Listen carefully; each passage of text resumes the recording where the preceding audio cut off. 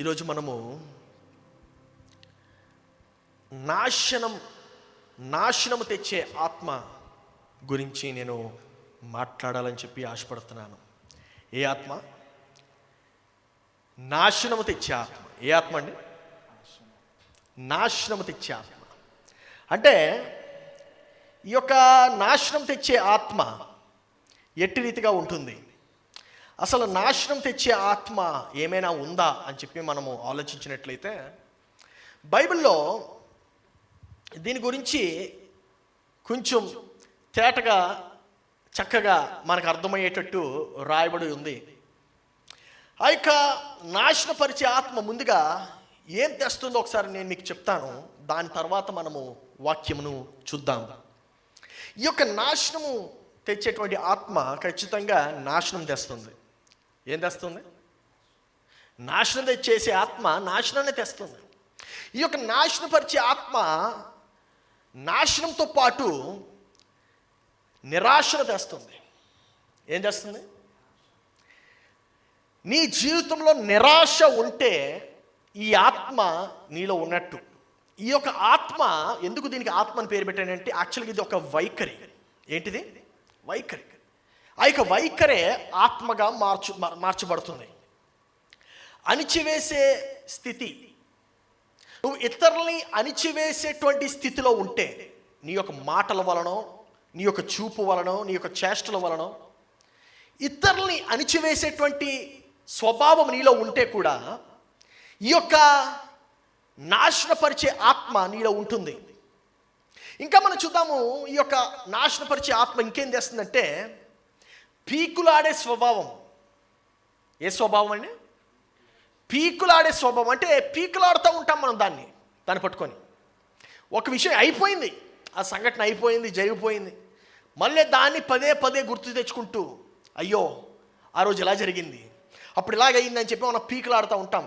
ఇంకా ఏం చేస్తుందంటే కొరత తెస్తుంది. కొరత నీ యొక్క జీవితంలోకి కొరత తెస్తుంది, అంటే తక్కువ. ఇంకా ఏం తెస్తుందంటే దొంగతనము మరియు దరిద్రము. ఏం తెస్తుంది? దొంగతనం. అంటే దొంగతనం చేసేటువంటి స్వభావము మనకి ఎక్కడి నుంచి వస్తుందంటే, ఈ యొక్క నాశనపరిచే ఆత్మ నుంచి వస్తుంది. నాశనపరిచే వైఖరి నుంచి వస్తుంది. ఈ యొక్క వైఖరి చాలా విచిత్రమైనటువంటి వైఖరి. అది మనకి ఏమనిపిస్తుంది అంటే, అది మనలో ఉండడం వలన అది మనకి మంచిది అనిపిస్తుంది. కానీ as a matter of fact అది మంచిది కాదు. మనకు అనిపిస్తుంది బయట నుంచి చూడటానికి ఏమనంటే అది మంచిదని, కానీ అది మంచిది కాదు. ఎందుకు ఇది చెప్తున్నానంటే, యేసుక్రీస్తు ఈ యొక్క ఒక ఉపమానం చెప్తూ ఉంటాడు, చక్కటి ఉపమానం. ఆ యొక్క ఉపమానం నుంచి మనము చూస్తూ తెలుసుకుంటూ మనము ఒక సంఘటన మనం గ్రహించవచ్చు. ఈ యొక్క నాశనపరిచే ఆత్మకి ఇంకొక పేరు ఏంటంటే స్వార్థము. ఏంటది? స్వార్థం. స్వార్థం అంటే ఏంటి? అని నాకు కావాలి, అన్నీ నేనే చేయాలి, అని నేనే సెంటర్ ఆఫ్ అట్రాక్షన్లో ఉండాలి, నేనే అనేదే స్వార్థం. అంటే నేను బాగుండాలి అనేది స్వార్థం కాదు. నేను బాగుండాలి, పక్కోడు ఎలాగెళ్ళిపోతా నాకేంటి అనేది స్వార్థం. ఒక స్వార్థానికి మనం బాగుండడానికి ఒక చిన్న హెయిర్ లైన్ డిఫరెన్స్ ఉంటుంది అంతే.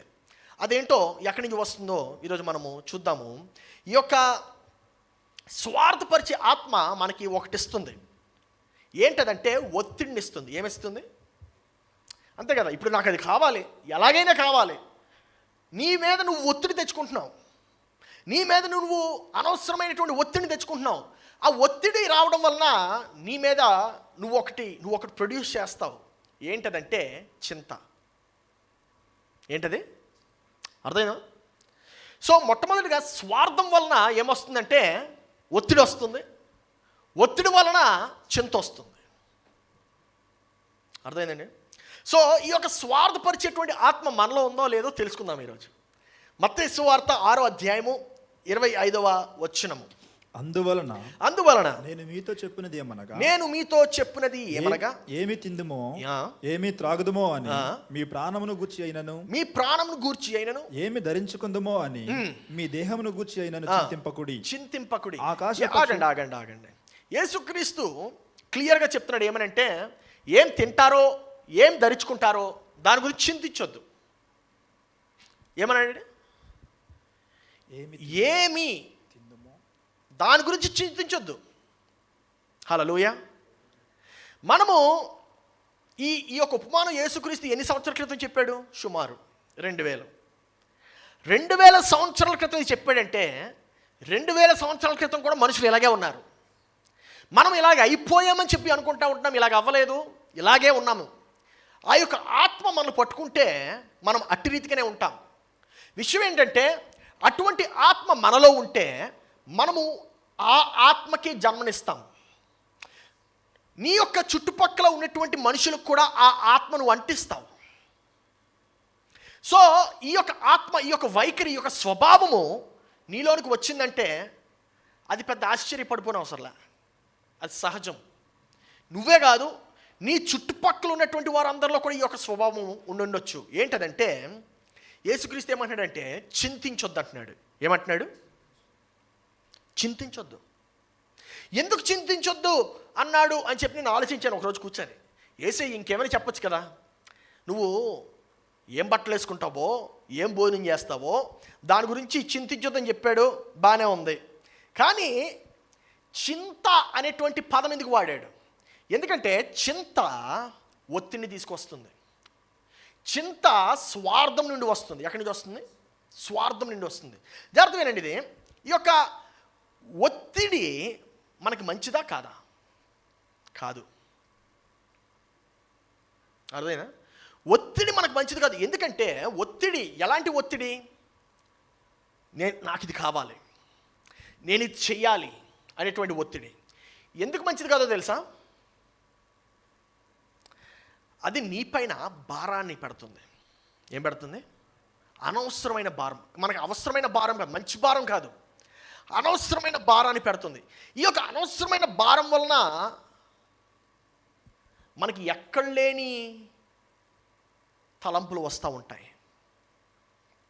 ఇంకా చూద్దాము యేసుక్రీస్తు దాన్ని ఎలాగా డీల్ చేస్తున్నాడో మనకి చూస్తే చాలా చక్కగా అనిపిస్తుంది. ఆకాశ పక్షులను చూడండి, అవి విత్తవు కొయ్యవు, కోట్లలో కూర్చుకొనవు, అయినను మీ పరలోకపు తండ్రి వాటిని పోషించుచున్నాడు. దాన్ని బట్టి మనకు అర్థమైంది ఏంటో తెలుసా? నీ తండ్రి నిన్ను సృష్టించాడు కాబట్టి, నీ తండ్రి నిన్ను తయారు చేశాడు కాబట్టి నిన్ను చూసుకునే బాధ్యత ఎవరిది? Hallelujah. That is a very simple principle but very important principle. ఇది చాలా చిన్న నియమము కానీ చాలా ప్రాముఖ్యమైనటువంటి నియమము. ఏంటదంటే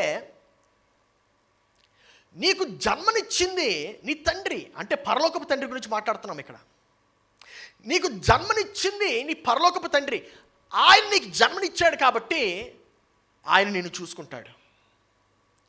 అందుకే నువ్వు ఒత్తిడికి లోనవ్వకూడదు. హల్లెలూయా. మీకు ఒక విషయం చూపిస్తా. ఒత్తిడికి లోనవుతే ఏమవుతుంది? ఎవరైనా 10 సంవత్సరాలు వాడిన ఫోన్లు ఉన్నాయా మీ దగ్గర? 4 సంవత్సరాలు, 3 ఉన్నాయా? 3 సంవత్సరాలు. ఆ 3 సంవత్సరాలు వాడిన ఫోను మనము తీసుకొని 4వ సంవత్సరం వాడదామంటే అది ఎందుకు పనిచేయదు? ఒత్తిడికి లోనైంది. విషయం ఏంటంటే అది మామూలుగా వాడాల్సిన రీతిగా వాడి ఉంటే బాగానే ఉంటుంది. కానీ 24 గంటల్లో మనం దగ్గర 10 గంటలు ఆ యొక్క ఫోన్కి కేటాయిస్తే, 10 వదిలేండి, మరీ ఎక్కువ చెప్పేశాను, 5-6 గంటలు ఫోన్కి కేటాయిస్తే అది పనిచేసేటువంటి సమయం రోజుకి మహా అయితే 1 గంట సెల్ ఫోన్. ఇప్పుడు అదే ల్యాండ్లైన్ చూడండి. ల్యాండ్లైన్ సంవత్సరాలు వస్తుంది. ఒక్కసారి ల్యాండ్లైన్ కొన్నామంటే, అంటే ఏది డిజిటల్ బటన్స్ ఉండి ఫోన్లుగా అయ్యి అది అంటుంది తిప్పేది. గుర్తుందా మీరు చిన్నప్పుడు? అండ్ డైల్ తిప్పుతూ ఉంటే పని చేస్తూనే ఉంటుంది అది. ఎందుకంటే దాన్ని ఎలా వాడాలో అలాగే వాడాము. దానికి ఒత్తిడి లేదు. ఒత్తిడి లేదు కాబట్టి అది దాని జీవితకాలం జీవిస్తుంది. హల్లెలూయా. నీవు కూడా అలాగే రూపింపబడ్డ ఒత్తిడికి నువ్వు లోనవ్వకూడదు. హల్లెలూయా. ఒత్తిడికి లోనైతే మనలో ఫాల్ట్స్ వస్తాయి. ఏమొస్తాయి? ఫాల్ట్స్. ఒత్తిడికి లోనవుతుంది కాబట్టే ఒక విమానము మహా అయితే 30 సంవత్సరాలు వాడగలం. ఆ వెళ్ళే స్పీడ్కి, అది ఉండేటువంటి ప్రెషర్కి దాని యొక్క బాడీ వంగిపోతూ ఉంటుంది ప్రతిసారి.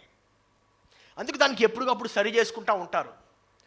కానీ అదే ఈ యొక్క పక్షి చూడండి, అది ఎగురుతుంది, అది కూడా ఎగురుతుంది విమానంలాగా. కానీ రెండిట్లకు ఉండేటువంటి వ్యత్యాసం ఏంటంటే దానికి ఎటువంటి ఒత్తిడి ఉండదు. హల్లెలూయా. దాన్ని బట్టి అర్థమైంది ఏంటి? మనం ఎలాగైతే రూపింపబడ్డామో మనం ఆ యొక్క పని చేస్తే మనకి ఒత్తిడి ఉండదు. ఆమె చాలా ప్రాముఖ్యం అది. ఇప్పుడు చూడండి, ఆకాశ పక్షులు చూడండి, ఆకాశ పక్షులు చూడండి అంటున్నాడు యేసయ్య. అవి విత్తవు కొయ్యవు, అవి చక్కగా ఎగురుతాయి. ఏదో ఒక పక్షికి దగ్గరికి వెళ్ళి, అమ్మా చింతిస్తున్నావా అని అడుగుతావా? అట్లా ముఖం చూస్తే ఎప్పుడు చింత కనబడదు. నేను గూడు అక్కడ పెట్టుకోవాలి అని కూడా చింతించదు. ఎక్కడ దొరికితే అక్కడ పెట్టేసుకుంటుంది గూడి. ఎక్కడ ఆహారము ఫలాలు కనబడితే అక్కడికి వెళ్ళిపోయి తింటుంది అది. As a matter of fact, చింతపడేది, చింతించేది ఎవరంటే నువ్వు నేను. ఎవరు? మనిషి. ఈ యొక్క చింత మనల్ని మనం చెయ్యకూడనటువంటి పనులు చేయిస్తుంది. ఉదాహరణకి నీకు ఉద్యోగం దొరకలేదు అనుకో, నువ్వు వెంటనే ఏం చేస్తావంటే రకరకాలుగా ప్రయత్నించడం ప్రారంభిస్తావు. ఏదో ఒకటి నేర్చుకోవాలి, ఏదో ఒకటి చేయాలి. మంచిదే. కానీ అవన్నీ నేర్చుకోవడం మంచిదే, నేర్చుకో దాంట్లో. కానీ చింతిస్తే మాత్రము నీవు నాశనాన్ని కొని తెచ్చుకుంటావు. చింతిస్తే నువ్వు నాశనాన్ని కొని తెచ్చుకుంటావు. ఎందుకంటే చింత అనేది మనలో ఉండడానికి వీలు లేదు. అందుకే యేసయ్య ఏమన్నాడు? చింతింపకుడి. హల్లెలూయా. చింతించొద్దు. ప్రక్కవారికి తిరిగి చెప్పండి, చింతించొద్దని. ఏం చేయకూడదు? చింతించొద్దు. ఇప్పుడు చూడండి 27వ వచనం. మీలో ఎవడు చింతించు వలన తన ఎత్తు మూరడు ఎక్కువ చేసుకొనగలడు. ఎవడైనా హైట్ పెరగలడా అని అడుగుతున్నాడు యేసయ్య. లావుగున్నోళ్ళు సన్నమైపోవాలని ఎక్సర్సైజ్ చేస్తే పర్లేదు, చింతిస్తే ఏమవుతుంది? ఇంకా లావు అయిపోతాం. అయ్యో నేను చాలా లావు ఉన్నానని చెప్పి మనం ఇంకెక్కువ తింటాం. తెలుసా మీకు? నేను ఒకటి సాధిద్దాం అనుకున్నాను, అది సాధించలేదు.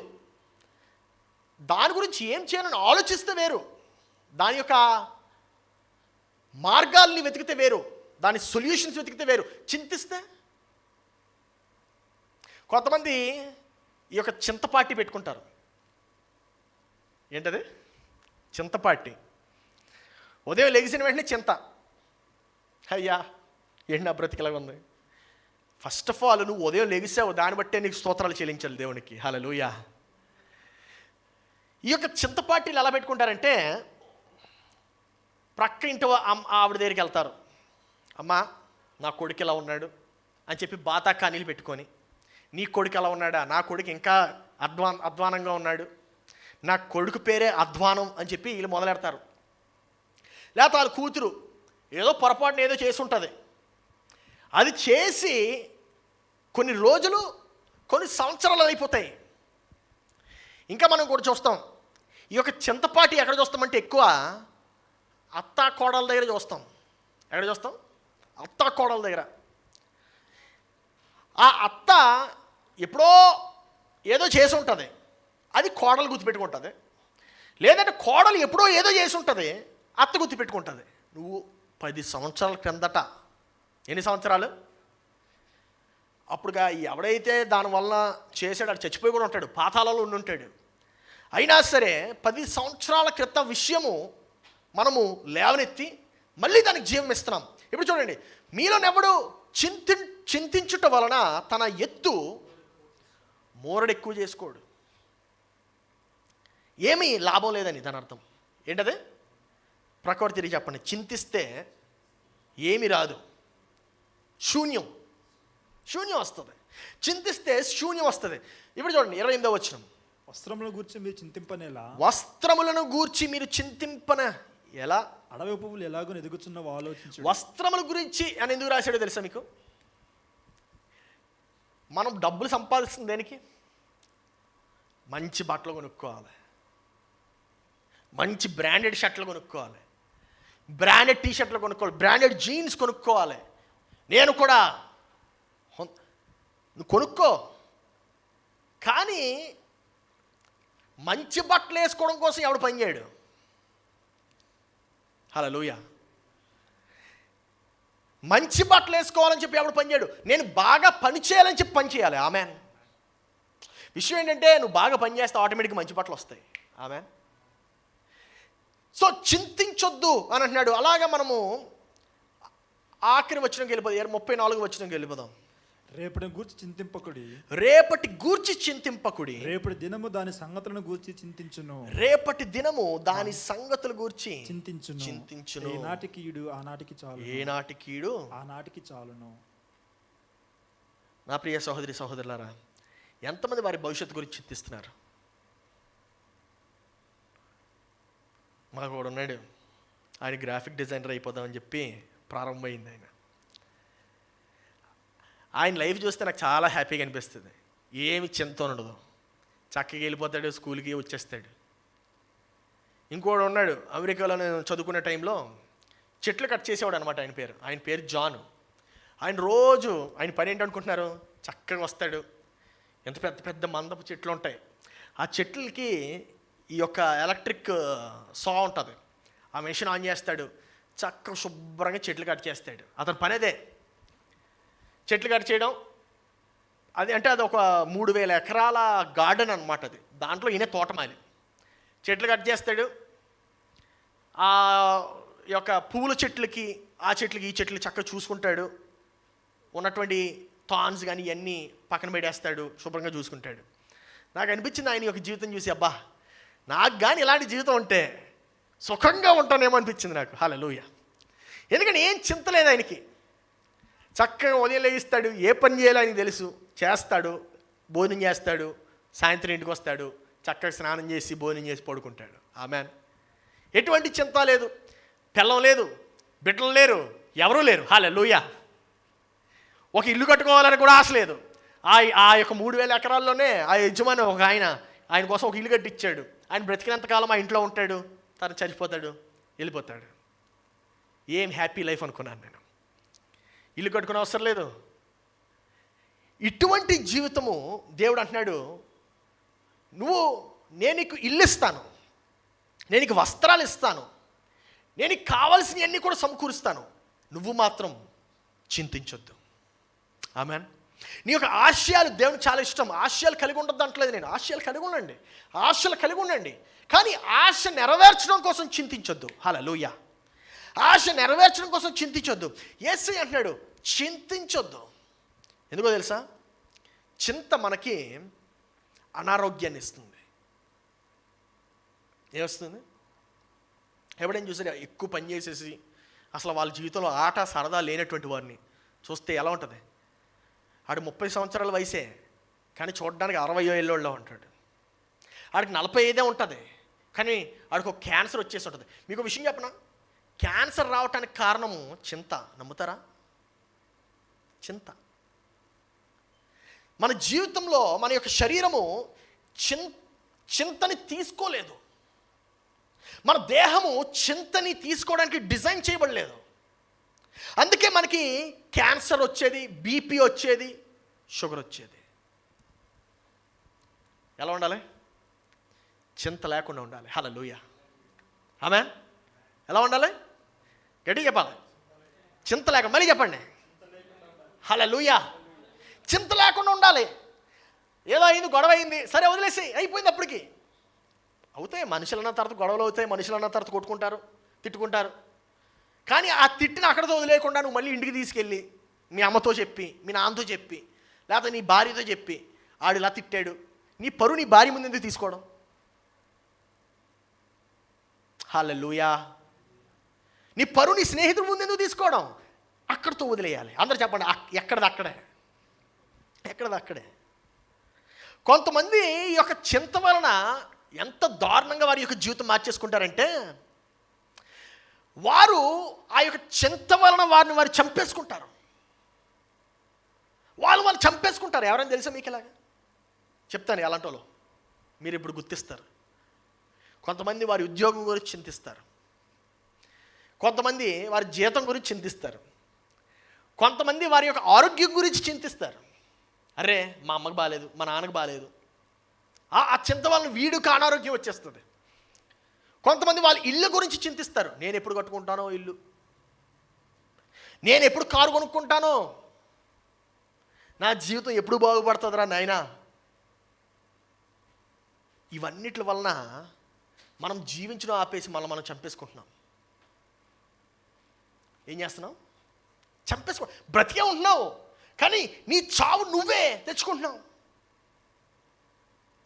వారు కొంతమంది ఉంటారు, వారు సుఖభోగాలకి బాగా అలవాటైపోయి, దేనికి?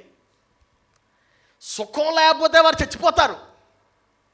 ఇంకొక టైప్ ఆఫ్ కిల్లింగ్ అనమాట అది. అరే నా దగ్గర ఈ డబ్బులు ఉండకపోతే నేను చచ్చిపోతానేమో అని ఒక చింత.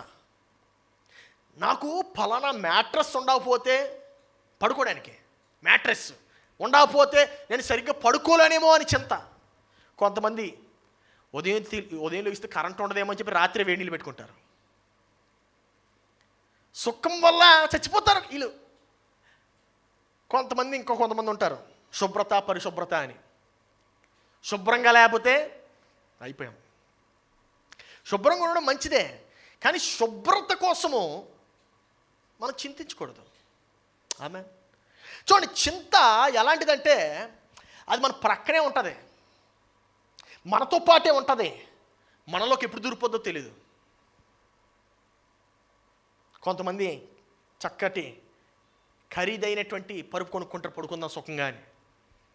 కష్టపడతారు దానికోసం, రాత్రి పగల్లో 20,000 పెట్టి 30,000 పెట్టి పరుపులు కొనుక్కుంటారు. ఆడు ఆ పరుపు మీద ఒక్కరోజు కూడా సరిగ్గా పడుకోలేడు. ఎందుకంటే వాడికి సమయాన్ని ఎలాగా ఎంజాయ్ చేయాలో తెలియదు. హల్లెలూయా. కాబట్టి నీ యొక్క పరుపు కాదు ప్రాముఖ్యము, నీ యొక్క స్వభావం ప్రాముఖ్యము.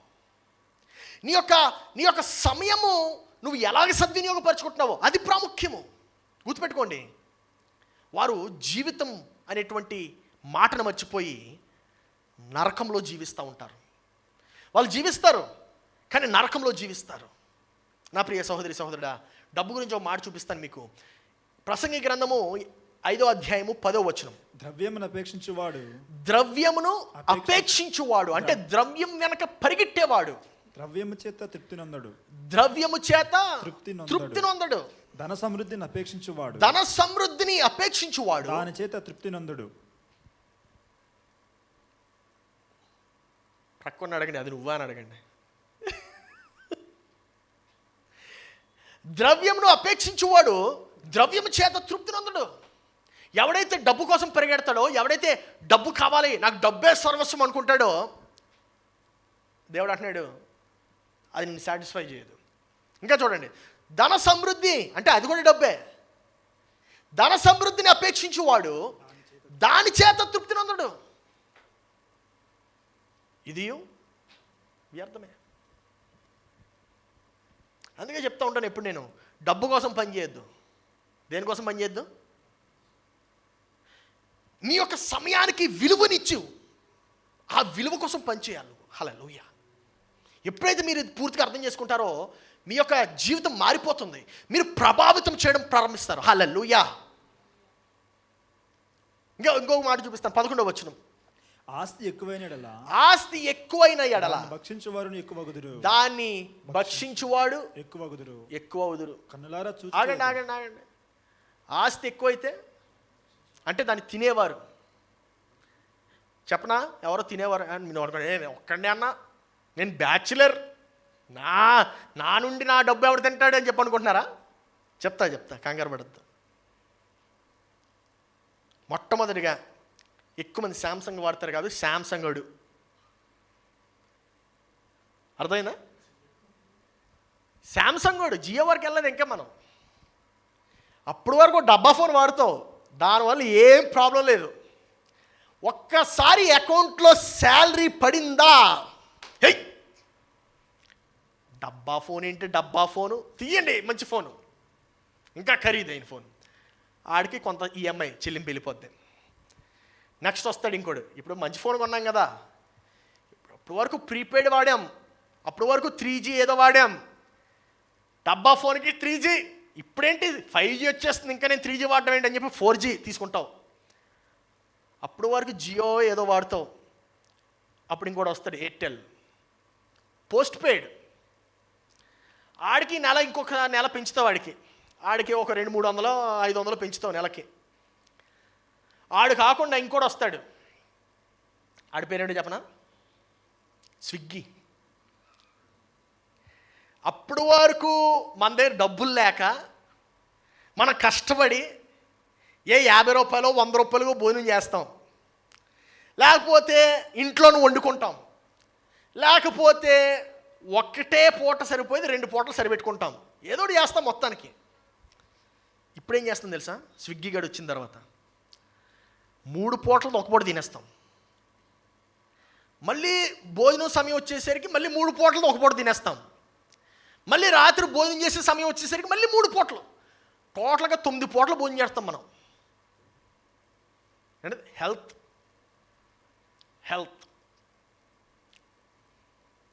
నా ప్రియ సహోదరి సహోదరుడా, నీ యొక్క అలవాటులు నీ యొక్క భవిష్యత్తు నిర్ణయిస్తాయి. ఏంటది? నీ అలవాట్లు. సరే స్విగ్గీ వాడితో పోయిందా అని చెప్పి అనుకుంటే, అప్పుడు వరకు ఆ షర్ట్కి పేరు ఊరు ఉండదు, అప్పుడు వరకు ఆ షర్ట్కి పేరు ఊరు ఉండదు. సడన్గా అందరికి చూపించాలి నేను, ఏంటి పేరు, ఓ బ్రాండ్, ఆడోడు వస్తాడు, అదైపోయిందా ఇంకా 1,00,000 అండి, ఒకటని కాదు. సో ఇప్పుడు చెప్పండి, లాస్ట్కి తిరిగి వస్తే వీడేం చేస్తాడు తెలుసా, ఆడుకున్న డబ్బు కాకుండా క్రెడిట్ కార్డు కూడా వాడడం మొదలెడతాడు. ఎందుకు? ఇప్పుడు రిచ్నెస్, వీడి స్టేటస్ చూపించుకోవాలి అందరికీ.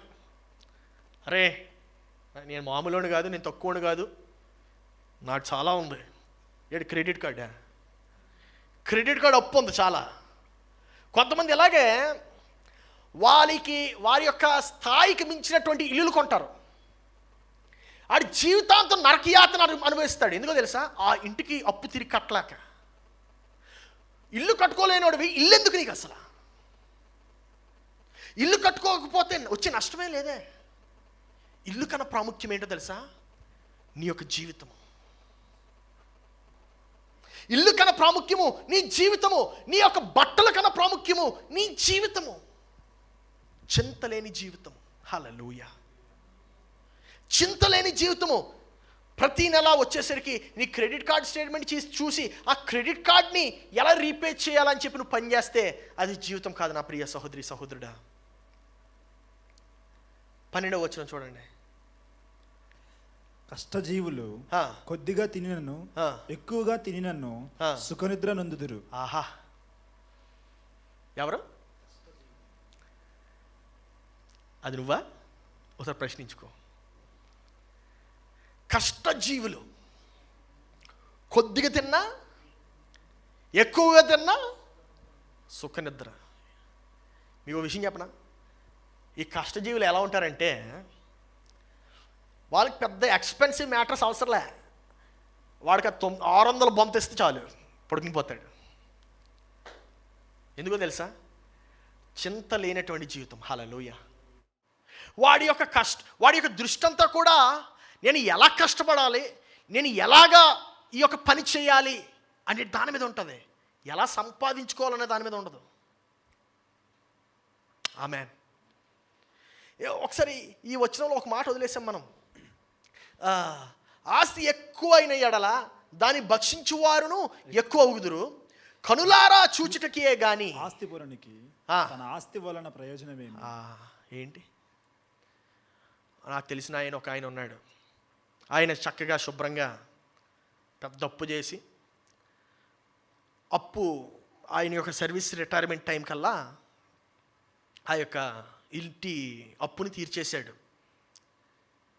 ఆయన ఇంటి అప్పు తీర్చేసరికి ఆయనకి 70 సంవత్సరాలు వచ్చాయి. చిన్న ఇల్లు కొనలేదు ఆయన, పెద్ద ఇల్లు, డూప్లెక్స్. ఏం డూప్లెక్స్ కొనుక్కుంటే ఏ లాభం? ఇప్పుడు ఆయన ఈ 70 సంవత్సరాల మనిషి ఆ డూప్లెక్స్ మెట్లలో ఫస్ట్ మెట్టు కూడా ఎక్కలేడు. చుత్తా కూర్చుంటాడు ఫస్ట్ ఫ్లోర్ని కింద నుంచి. ఎప్పుడు ఎక్కేది, ఎప్పుడు ఆనందించేది? దాని బదులు ఒక సింగిల్ ఫ్లాట్ కొనుక్కొని ఉంటే ఆయన జీవితంలో కూడా సుఖపడేవాడు, ఇంకా కొన్ని డబ్బులు మిగిలాయి. నా ప్రియ సహోదరి సహోదరుడా, ఒకసారి నీ నిర్ణయాలు ఎలా ఉన్నాయో ఈ యొక్క ప్రసంగంలో నుండి నువ్వు ఆలోచించాలి. కొంతమంది వారి స్థాయికి మించినటువంటి ఫర్నిచర్ కొంటారు. ఫర్నిచర్, ఈడు ఒక ఫ్రెండ్ ఉన్నాడు నాకు, 4 లక్షలు పెట్టుకున్నాడు సోఫా ఒకటి. 4 లక్షలు పెట్టి నేను రైతు పడుకోవడానికి కూర్చోడానికా దేనికిరా? లేదన్నా ఊరినే కొన్నాను. ఎక్కడి నుంచి వచ్చిందిరా? ఇట్లీ వెళ్తే అదే సోఫా 50,000. వీడు 3.5 లక్షలు ఎక్కడికి వచ్చి పెట్టాడు తెలుసా? దాన్ని ఇట్లీ నుంచి ఇక్కడ రప్పించడానికి. లెదర్ సోఫా, దాన్ని చూస్తే కూర్చుని బుద్ధి అవ్వదు. ఎందుకంటే అది సాఫ్ట్ లెదర్ అన్నమాట. అది ఆ జీన్స్కి ఉంటాయి కదా రింగ్స్, చిన్న చిన్నవి, అక్కడెక్కడ బటన్స్ ఉంటాయి. అది తగిలి ఎక్కడ చిరిగిపోద్దు. మళ్ళీ ఆ 4 లక్షలు నన్ను ఎక్కడ కట్టమంటాడా అని చెప్పి దాని మీద కూర్చోడం మానేశాను నేను. ఇంకోటి అది ఆ మనిషే టీపై కూడా తెచ్చుకున్నాడు. టీపై ఇట్లీ నుంచే 2 లక్షలు, 2 లక్షల టీపై. క్విల్ట్ అమెరికా నుంచి తెచ్చుకున్నాడు. సుఖంగా పడుకోగలరా? నా ప్రియ సహోదరి సహోదరుడా, ఇప్పుడు చదవండి. కష్టజీవులు కొద్దిగా తినినను ఎక్కువగా తినినను సుఖనిద్ర నొందుదురు. అయితే ఐశ్వర్యవంతులు తమ ధన సమృద్ధి చేత నిద్ర పట్టదు. ఎక్కడ ఎవడొచ్చి దొంగతనం చేస్తాడని కాదు, ఆడు చచ్చిపోతాడేమో అనుభవించకుండా అని.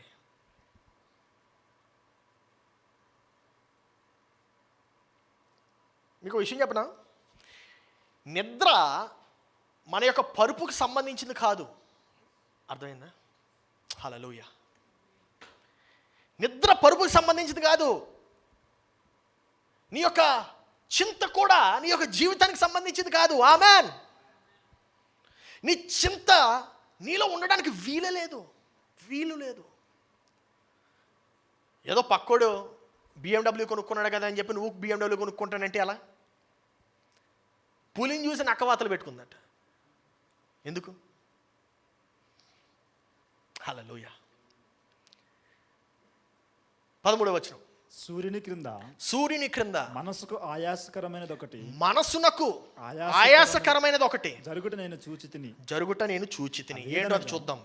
ఆస్తి గలవాడు ఆస్తిని దాచిపెట్టుకొని తనకు నాశనమును తెప్పించుకొనును. ఆహా, ఎవరు రాశారో తెలిసిందే?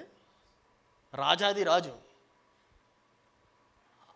జ్ఞానవంతుడు సొలొమోను. ఏమంటే ఆయనకి ఎంత ఆస్తి ఉంది? ఆయన గురించి రాసుకున్నాడేమో అని డౌట్ నాకు. ఇది ఆస్తి గలవాడు తన ఆస్తిని దాచిపెట్టుకొని తనకు నాశనము తెప్పించుకొనును.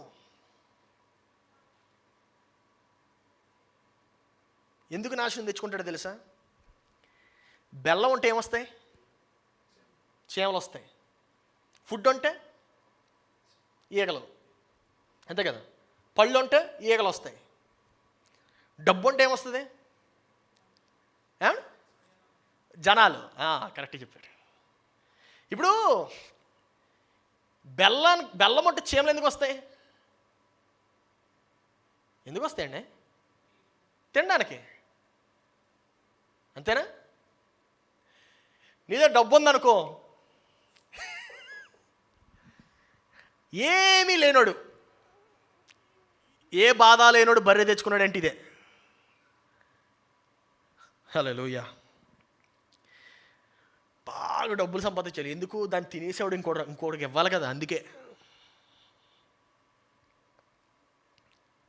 దాచిపెట్టుకొని తనకు నాశనము తెప్పించుకొనును.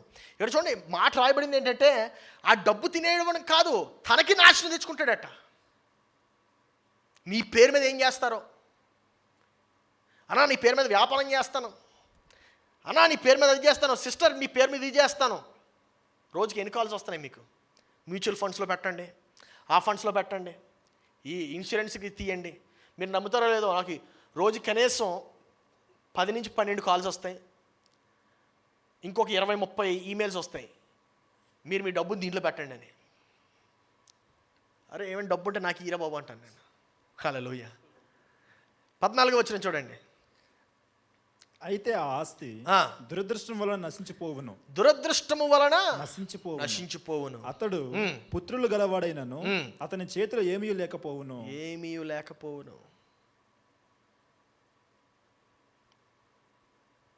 చింతకొచ్చే కష్టాలు. దేనికి వచ్చే కష్టాలు? ఎందుకంటే ఆ డబ్బు ఎక్కడ పోతుందా అని చెప్పి డబ్బు అంతా పరుపు కింద పెట్టుకుని పడుకుంటాడు రోజు.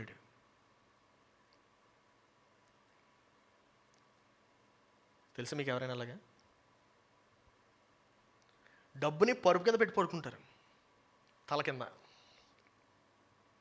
రోజు అక్కడే పెట్టుకుని పడుకుంటే తెలీదా మీ పని చేసే ఇంట్లో పని చేసే వాళ్ళకి డబ్బులు ఎక్కడ ఉంటాయో? నా ప్రియ సహోదరి సహోదరుడా, అందుకే మనము ధనం సంపాదించడం తప్పు కాదు. హోర్డింగ్ చదవండి. సూర్యుని క్రింద మనసుకు ఆయాసకరమైనది ఒకటి జరుగుతుంది. సూర్యుని అదేదో ఆస్తి గలవాడు, అదే దానికి ఆస్తి గల తన ఆస్తిని దాచిపెట్టుకొని నాశనము దాచిపెట్టుకొని, అది తన ఆస్తిని దాచిపెట్టుకొని ఏం చేసి దాచిపెట్టుకొని ఆస్తిని ఒక దాచిపెట్టుకునే టాపిక్ ఒకటి గుర్తొచ్చింది నాకు. దేవుడు ఇశ్రాయేలుని ఐగుప్తు నుంచి బయటికి తీసుకొచ్చిన తర్వాత ఇశ్రాయేలుకి ఒక ఇశ్రాయేలు అడుగుతారు, ప్రభువా నాకు భోజనం కావాలి, మన్నా పంపిస్తాడు. ఏమని ఆజ్ఞాపిస్తాడు తెలుసా? మీరు ఆ రోజుకి కావాల్సింది మీరు తీసుకోండి, ఉదయాన్నే లెగిసి ఆ రోజుకి కావాల్సింది. కొంతమంది ఉన్నారు ఆహారం కదా, వెంటనే బకెట్లు పెట్టుకున్నారు. ఆ రోజుకి కాకుండా మరుసటి రోజు ఫుడ్ దొరుకుతుంది. దేవుడు ఏమన్నాడు? ఏ రోజుకి ఎంత కావాలో తీసుకోండి చాలు. మరుసటి రోజుకి ఎంత కావాలో కూడా తీసుకున్నారు, ఇంటికి తీసుకెళ్ళి పెట్టారు. ఏమైంది? పాడైపోయింది. చీమలు, బొద్దెంకలు, ఇన్సెక్ట్స్ పట్టేసి ఏం చెప్పి ఉంటుంది. ఏం చేయకూడదు? దాచిపెట్టుకోకూడదు. ఏం చేయకూడదు? కొంతమంది లక్షలు దాచిపెట్టుకుందాం అనుకుంటారు. మొన్న అలాగే ఎవడో ఒక అడుక్కున్నాడు, చచ్చిపోయాడట రోడ్డు మీద. ఆడు దుప్పటలా దులిపి ఆడి బ్యాగ్లో చూస్తే ఆడికి 10 లక్షలు ఉన్నది క్యాష్. ఏ లాభం? ఆడ డబ్బుని ఎంజాయ్ చేయలేకపోయాడు, అనుభవించలేకపోయాడు. ఆ డబ్బు వల్ల వచ్చేటువంటి ప్రయోజనం కూడా ఒకటి కూడా లేదు. చూడండి 14 వచనం. అయితే ఆ ఆస్తి దురదృష్టం వల్ల నశించిపోవును. అతడు పితరులు గల వాళ్ళని పిల్లలున్నా సరే అతని చేతులు ఏమీ లేకపోవును. 15 వచనం. వాడు ఏ ప్రకారముగా తల్లి గర్భం నుండి వచ్చునో ఆ ప్రకారముగానే తాను వచ్చినట్లే దిగంబరిగానే మరలా పోవును. తాను ప్రయాసపడి చేసుకునే దానిలో ఏదైనా చేత పట్టుకొని పోడు. ఏదైనా పోతాడా? మీకు విషయం చెప్పనండి, లాస్ట్కి మనం చనిపోయే టైంకి మనకు మిగిలేది ఏంటో తెలుసా? ఏది మిగలదు? ఒకటి మిగులుతుంది, మన పేరు. ఏం మిగులుతుంది? ఆ పేరు ఎలా వస్తుంది తెలుసా? నీ పని ద్వారా వస్తుంది. వీడు ఎంత ఆస్తి సంపాదించుకున్నాడని మాట్లాడు. ఇప్పటికీ మనం బిల్ గేట్స్ గురించి, జెఫ్ బెజోస్ గురించి ఎందుకు మాట్లాడుతున్నాం తెలుసా? ఎలాన్ మస్క్ గురించి. వాళ్ళు ఇప్పుడు బ్రతుకున్నారు కాబట్టి, వాళ్ళు చేసినటువంటి పని బట్టి మాట్లాడుతున్నాం. వాళ్ళు ధనవంతులు అని చెప్పి మాట్లాడడం. ధనవంతులు ఇంకా ఎంతమంది ఉన్నారో తెలుసా ప్రపంచంలో? వాడు ఎవడో కూడా తెలీదు. హల్లెలూయా. ఈ యొక్క డబ్బు దాచుకోవడం, దాచుకునే గుణం ఎంత ఘోరమైందంటే పిసినిగొట్లు వస్తారు ఈ దాచుకునే గుణం నుంచి. పిసినిగొట్లు, ఈ యొక్క పిసినారితనము ఎంత భయంకరమైనదంటే వారు అనుభవించరు. వారు ఎవరికైతే ఇద్దామని చెప్పి అనుకుంటారో అనుకోరు ఫస్ట్. ఒకవేళ అనుకున్నా సరే అంటే వాళ్ళు చచ్చిపోయిన తర్వాత వాళ్ళు కూడా అనుభవించుకునేలాగా చేయరు. As a matter of fact ఇలాంటి పిసినారి తల్లులు కానీ తండ్రులు కానీ ఉంటే పిల్లలు ఏమని వెయిట్ చేస్తారో తెలుసా? ఎప్పుడు చచ్చిపోతారా బాబు అని. నీ పిసినారితనం వలన నిన్ను నువ్వే చంపేసుకుంటున్నావు. నీ పిసినారితనం వలన నిన్ను నువ్వే చంపేసుకుంటున్నావు. 16 వచనం చదువుదాం. అతడు వచ్చిన ప్రకారముగానే మరలా పోవును. గాలికి ప్రయాసపడి సంపాదించిన దాని వలన వానికి లాభమేమి? ఏమి లాభం? నేను రాయలేదండి, ఇది జ్ఞానవంతుడు రాశాడు. అయ్యే ప్రిన్సిపల్స్ నా జీవితంలో ఫాలో అవుతున్నాను అంతే. 17 వచనం చూద్దాం. ఇది మనస్సుకు ఆయాసకరమైనదే, తన దినములన్నీ చీకటిలో భోజనము చేయును, అతనికి వ్యాకులమును రోగమును అసహ్యమును కలుగును. ఎవడు పిసినాడు? కరెంట్ ఎక్కడ అయిపోద్దని చీకట్లో భోజనం చేస్తాడు. ఆ చీకట్లో ఆడు ఏం తింటాడు ఆడికి తెలీదు. హల్లెలూయా. ఇంకా చదవండి. మరియు కోరదగినది గాను చూడ ముచ్చటైనది గాను నాకు కనబడినది ఏదనగా దేవుడు తనకు నియమించిన ఆయుష్కాల దినములన్నీ ఒకడు అన్నపానములు పుచ్చుకొనుచు తన కష్టార్జితమంతటి వలన క్షేమముగా బ్రతుకుచుండుటయే దేవునికి భాగ్యము. హల్లెలూయా. ఇది సూత్రం. ఏంటది? ఇప్పుడు స్లోగా చదవండి. అది కష్టార్జితం వలన దేవుడు తనకు నియమించిన ఆయుష్కాల దినములన్నీ ఒకడు అన్నపానములు చక్కగా తిని చక్కగా భోజనం చేసి తన కష్టార్జితమంతటి వలన క్షేమముగా బ్రతుకుచుంటియే. హల్లెలూయా. ఇదియే వానికి భాగ్యము. భాగ్యం అనగా ఏంటో తెలుసా? ఆస్తి. ఏంటి నీ ఆస్తి? క్షేమంగా బ్రతకాలి, ఆరోగ్యంగా బ్రతకాలి. హల్లెలూయా. ఇప్పుడు మీకు ఒక విషయం చెప్తాను. ఆరోగ్యము ఎలా వస్తుందో చెప్తా. ఇంట్లో కూర్చుంటే ఆరోగ్యం వస్తుందా? ఒక ఉదాహరణ చెప్తాను, మీకు అర్థమవుతుంది. పక్షి, ఎంతమంది పక్షులు చూశారు? పక్షులు, బర్డ్స్ చూసారా? నేషనల్ జియోగ్రఫిక్ ఛానల్ ఒక రీసెర్చ్ చేసింది. ఏది? నేషనల్ జియోగ్రఫిక్ ఛానల్, మీరు గూగుల్లో కూడా కొట్టచ్చు. ఆ రీసెర్చ్లో పక్షులు అవి ఎగరటానికి దాని యొక్క ఎనర్జీ ఎలా వస్తుంది? ఎందుకంటే అన్ని గంటలు ఎగురుతాయి కదా, 5 నిమిషాలు 10 నిమిషాలు కాదు.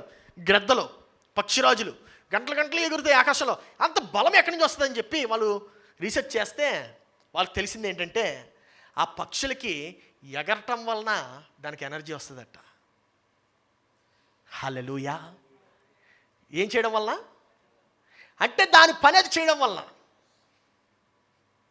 అమ్మో నాకున్న ఆస్తి అంత అయిపోద్దే అని చెప్పి దాచిపెట్టుకున్నావు అనుకో, అమ్మో నాకున్న కండ్లని కరిగిపోతాయే కష్టపడకుండా పడుకోవాలి నేను. అమ్మో ఎంత నిద్ర, మంచి నిద్ర. ఎన్ని గంటలు పడుకుంటావు? ఎంత తింటావు? రోజు స్విగ్గీ నుంచి బిర్యానీ ఆర్డర్ పెట్టుకుని తిను. ఎంత తింటావు చూస్తాను నేను. నా ప్రియ సహోదరి సహోదరుడా, క్షేమముగా బ్రతుకుటయే భాగ్యము. ఆమేన్. వాడి కష్టార్జితము వలన క్షేమంగా బ్రతకాలి. అంటే క్షేమంగా బ్రతకడం అంటే నువ్వు నీ యొక్క భవిష్యత్తును ప్లాన్ చేసుకోవాలి. నా యొక్క దినచర్య నేను ఎలా గడపాలి? నేను ఎక్సర్సైజ్కి ఎక్కడ టైం కేటాయిస్తున్నానా? నేను ఏమైనా నేర్చుకోవడానికి ఏమైనా టైం కేటాయిస్తున్నానా? నేను ఇంకొక పనిలో నిమగ్నం అవ్వడానికి ఏమైనా టైం కేటాయిస్తున్నానా? క్షేమము, కష్టార్జితము వలన క్షేమముగా బ్రతకాలి. 19 వచనం చదవండి. మరియు 19-20 చదివి ముగించుకుందాం. దేవుడు ఒకనికి ధన ధాన్య సమృద్ధి ఇచ్చి దాని యందు తన భాగము అనుభవించుటకును అన్న పనులు పుచ్చుకున్నటకును తన కష్టార్జితమందు సంతోషించుటకును వీలు కలుగు చేసిన ఎడల అతనికి ఆ స్థితి దేవుని ఆశీర్వాదం వలన కలిగినది అనుకున్న వాళ్ళను. హల్లెలూయా. అతనికి ఆ స్థితి ఎవరి వల్ల కలిగింది? దేవుని ఆశీర్వాదం. ఆమేన్. అంతేగాని నా కష్టం వల్ల కాదు, నా స్వార్థం వల్ల కాదు. అర్థం చూడండి, ఇక్కడ స్వార్థపు ఆత్మ వద్దంటున్నాడు సొలొమోను.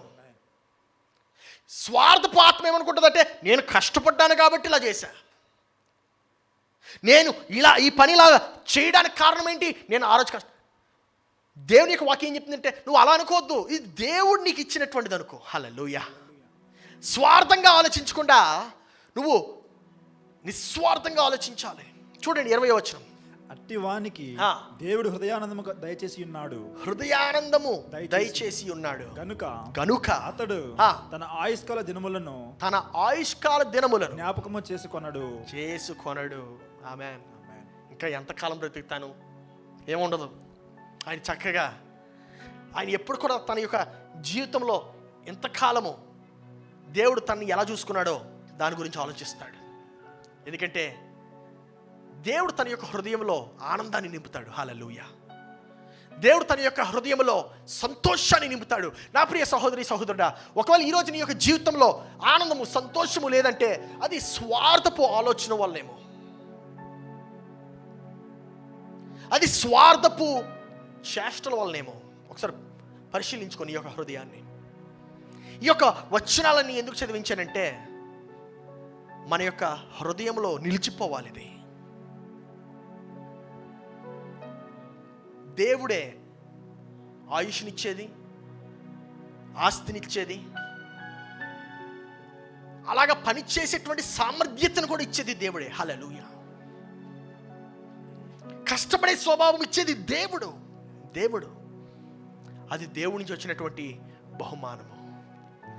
దేవుడండి ఇచ్చేది, మనం కాదు. లాస్ట్కి నీ యొక్క సామర్థ్యత కూడా దేవుడి వల్లే వచ్చింది. కొంతమంది ఎక్కువ టాలెంట్ ఉంటుంది, వాళ్ళు అనుకుంటూ ఉంటారు నాకు చాలా టాలెంట్స్ ఉన్నాయి, నేను డెవలప్ చేసుకున్నానని. ఆ టాలెంట్ని డెవలప్ చేసుకునేటువంటి సామర్థ్యత దేవుడు నీకు ఇచ్చాడు, లేకపోతే ఎక్కడి నుంచి వస్తుంది? నా ప్రియ సహోదరి సహోదరుడా, కృతజ్ఞత హృదయంతో మనం బ్రతకాలి. అప్పుడే ఆనందంగా బ్రతకగలం, సంతోషంగా బ్రతకగలం. నీ యొక్క జీవితంలో ఆనందము సంతోషం నువ్వు కోల్పోతున్నావంటే స్వార్థపు ఆత్మ వలనేమో. ఆ యొక్క వైఖరి మంచిది కాదు. ఆ యొక్క వైఖరిని నువ్వు తీసేయాలి. నీ యొక్క హృదయంలో నుండి ఆ యొక్క వైఖరిని తొలగించేస్తాం. కళ్ళు మూసుకుందాం, ప్రార్థన చేద్దాం. ప్రియ పరలోకపు తండ్రి, నీకు వందనాలు చెల్లిస్తున్నాము, నీకు స్తోత్రాలు చెల్లిస్తున్నాము. యేసయ్య సాయంకాలం వేళ దేవా నేను ఆరాధిస్తుంటుండగా, నేను గణపరుస్తుంటుండగా దేవా నీ యొక్క వాక్యంలో నిన్నైనా నీవు మాతో తేటగా మాట్లాడినందుకు నీకు వందనాలు చెల్లిస్తున్నాం. యేసయ్య ఈ యొక్క సాయంకాలంనైనా మా యొక్క హృదయాలు మేము ఒకసారి పరిశీలించుకోవడానికి మాకు సహాయం చేస్తున్నందుకు వందనాలు. మా యొక్క హృదయాల్లో నుండినైనా, మా యొక్క హృదయ లోతుల్లోనైనా ఆ యొక్క స్వార్థం అనేటువంటిది ఉండకుండా దేవా మేము దేని కొరకైతే నియమింపబడ్డామో ఆ యొక్క పనిని మేము పూర్తి చేయడానికి, దానిని మేము స్వాధీనపరచుకోవడానికి సహాయం చేయండి. యేసయ్య నీవు ఇచ్చినటువంటి ఆ యొక్క కష్టపడే గుణము, నీవు ఇచ్చినటువంటి ఆ యొక్క సామర్థ్యత, నీవు ఇచ్చినటువంటి ఆరోగ్యము, నీవు ఇచ్చినటువంటి బలము, శక్తి నీదినైనా, నీది ప్రభువా. అది నీవిస్తేనే నేను పొందుకోగలను. నీవు లేనిదే నేను ఏమి చేయలేను నాయనా. దేవా ఒక పక్షిరాజు ఎలాగైతే అది ఎగరటం వల్ల దానికి బలం వస్తుందో, అలాగేనైనా నేను నా యొక్క పనిలో నిమగ్నమై దాన్ని నేను నా యొక్క కర్తవ్యాన్ని, నా యొక్క జీవిత కర్తవ్యాన్ని నేను పూర్తి చేయడానికి సహాయం చేయమనైనా నీకే స్తోత్రాలు చెల్లిస్తున్నాం. యేసు ప్రభువా నీకు వందనాలు చెల్లిస్తున్నాం. ఈ యొక్క సాయంకాలం వేళ ఈ యొక్క వర్తమానం విని ఎంతమంది అయితే వారి యొక్క హృదయంలో ఒక నిర్ణయం తీసుకున్నారో, స్వార్థపు ఆలోచనలు నేను జీవించకూడదని, స్వార్థపు ఆలోచనలు బట్టి నేను ఆలోచించకూడదనేటువంటి నిర్ణయం ఎవరైతే తీసుకున్నారో వారిని దీవించుము, ఆశీర్వదించుము. ఎవరైతే కష్టాలలో ఉన్నారో, ఎవరైతే సహాయము పొందుకునేటువంటి పరిస్థితులు ఉన్నారో వారికి నైనా నీ యొక్క పరిశుద్ధాత్మని పంపి వారికి ఆ యొక్క సహాయము దయచేయము రాజా. నీకే వందనాలు స్తోత్రాలు చెల్లిస్తున్నాం ప్రభువా. యేసు పరిశుద్ధ నామంలో అడిగి ప్రార్థిస్తున్నాము తండ్రి, ఆమెన్. మన తండ్రి అయిన దేవుని ప్రేమ, రక్షకుడైన యేసుక్రీస్తుని యొక్క కృప, పరిశుద్ధాత్మని యొక్క అన్యోన్య సహవాసము ఈ యొక్క ఆరాధనలో పాల్గొన్న ప్రతి ఒక్కరికి ఎల్లప్పుడూ తోడయుండునుగాక. Amen, amen, amen. Hallelujah. Thank you. God bless you. Have a great evening.